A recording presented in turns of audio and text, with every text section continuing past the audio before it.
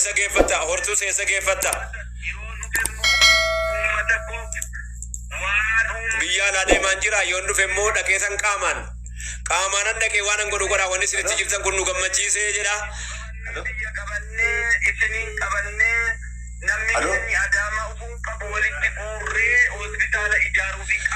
Hospitaala ijaarraa isiniin jedha tokkummaa fiite nama 4,000 fi nama 5,000 fi wayitii isin dhaggeeffataa jira.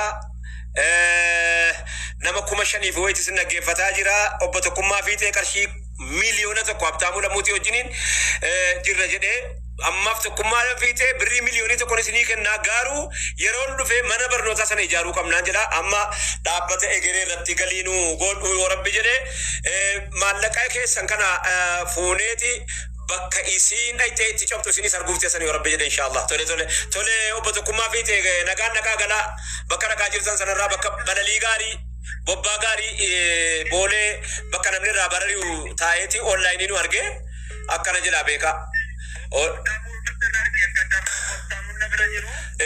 Habtaamuun warra wajjin guddanne eessa sireeti?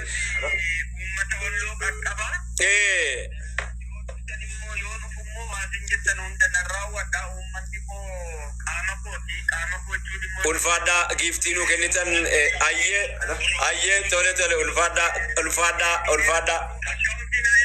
Akkaawuntii kun Habtaamuu irratti nama isinii erga tole. Habtaamuu Lamuu irratti isinii erga galatooma ulfaadhaa. Amara tole galatooma ulfaadhu ungoota si beeka ayyee ansin beeka. Ayyee tole Tokkummaa fiite ayyee galatooma ulfaadhu ayyee. Habtaamuu